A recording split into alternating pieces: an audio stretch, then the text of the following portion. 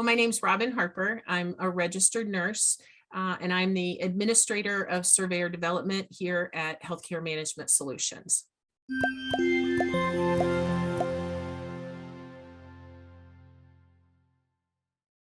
I think when you think about patient or resident experience, you have to kind of look at the big picture. It's kind of the thinking about from whenever that event or visit, whether it was an ER visit, a visit in a long-term care facility, maybe for rehab services, you have to think about everything that was encompassed in that visit. And so I kind of like to use examples, and I'll use an example of a dental office visit for me. I've been seeing the same dentist for about 20 plus years. And it's always an awesome experience for me. Now, people will say, how can it be an awesome experience to go to the dentist? But it really is for me. When I walk in the door at the dentist office, they greet me, call me by name. I never have to wait very long. Go back. They have massaging chairs. They have heaters in their chairs. They offer to turn on a TV onto a program that I like to watch or turn on the radio.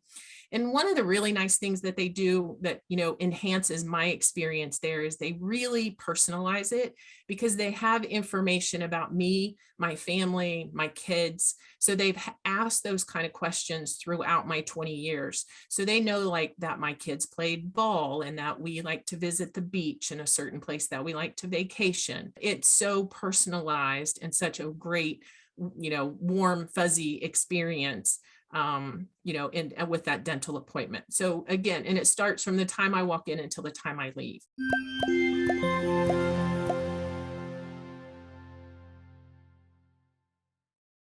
Healthcare providers, they want to provide the best quality of care. That's why they're in that line of work that they do.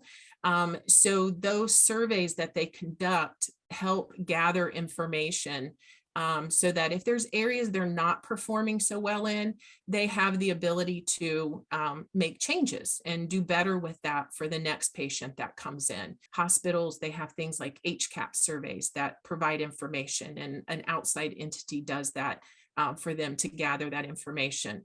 Same thing for long-term care. So, if they get feedback that the food wasn't so good or your activity program is terrible, it gives them the opportunity to better themselves in those areas. But it also gives great feedback in a positive way because, all feedback typically is those that respond to surveys are often those that had a really great experience or those that had a really bad experience. So you want to gather information on both of those spectrums.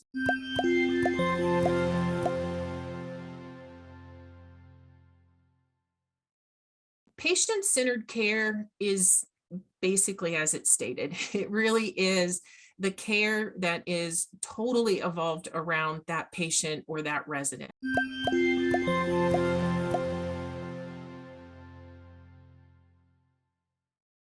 You can kind of imagine, how your own experience would affect your overall health outcome, whether it be physically, mentally. As I said, if the facility doesn't, or providers or staff don't know anything about you, residents can become depressed. Just having them know a little bit about you and that care being provided on a personal level can definitely affect your overall health, as I said, whether it's mental, physical, and that compounds into other things because if you get better faster, there's less cost. There's less cost for you. There's less cost for the provider. So there's the whole trickle down effect with that.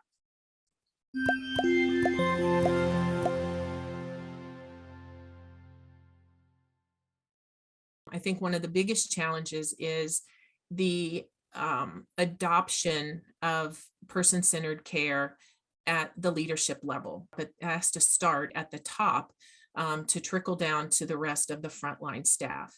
So, that can start, even at the hiring process and how they educate staff upon hire. But overall, that management team has to be on board and has to put forth that effort to ensure person-centered care is followed in the facility. But along with that comes a big challenge right now, and that's staffing as a whole in the healthcare setting.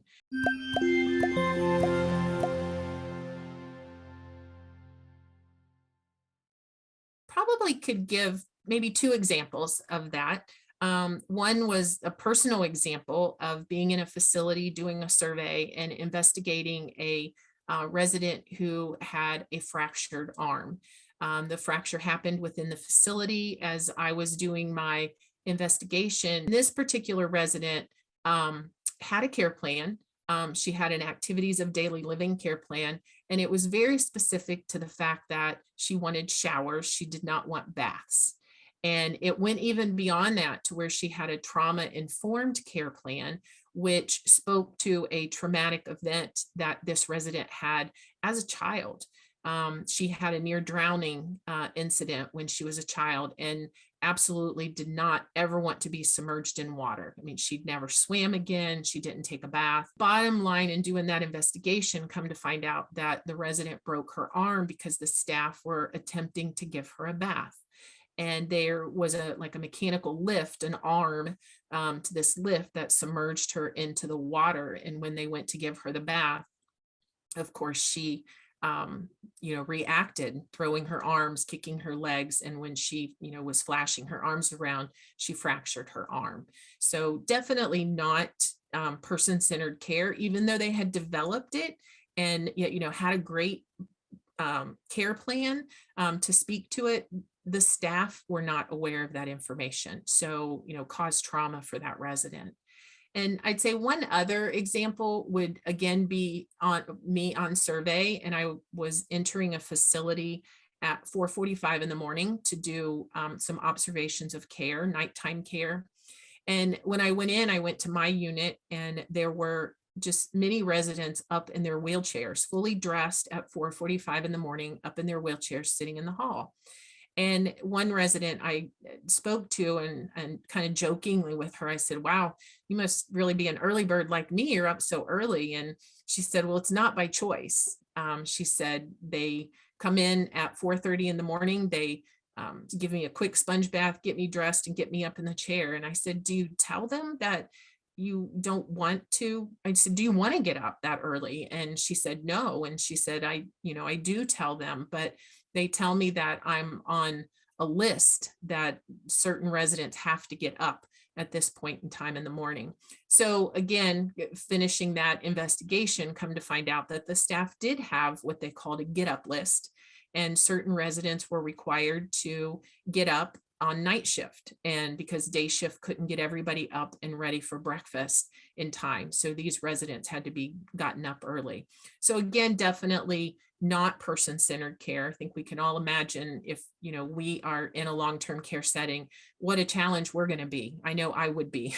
Somebody gets me up at 4:45, or, I want my coffee at a certain time of day, and, I don't want to shower at night. I want to shower in the morning. And so it's challenging. It's challenging for the staff. They have a lot of residents to take care of and, often are very short-staffed, but really the attempt has to be made to personalize and concentrate on person-centered care for residents.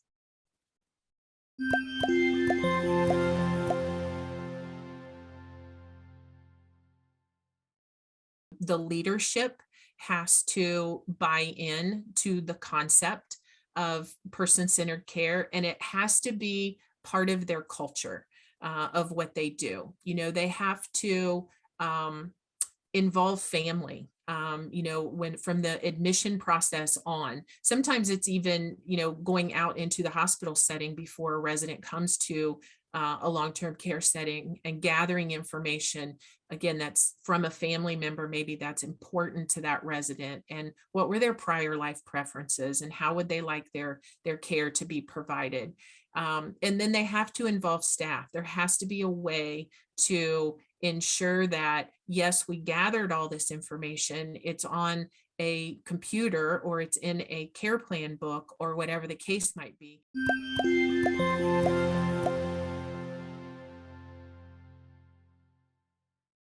I I think the biggest thing that we do here at HMS, and it really takes a village of people, but it's training. It's, you know, it's part of the survey process that we do. So we all are very much aware, you know, when we interview residents on survey, there's questions that are very specific to person-centered care when those residents are interviewable.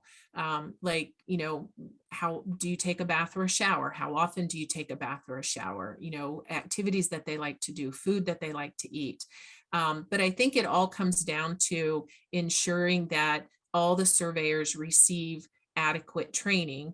And we get that with new hires, but it also trickles out into the field because we have such a great group of surveyors. I think we all educate each other. You know, there's questions in the field, and, you know, one surveyor is willing to help another. So I think that's a great asset. But I think it does come down, you know, HMS role as being, you know, making sure that the education and evaluation of survey work also, to ensure that person-centered care is looked at and upheld in the facilities.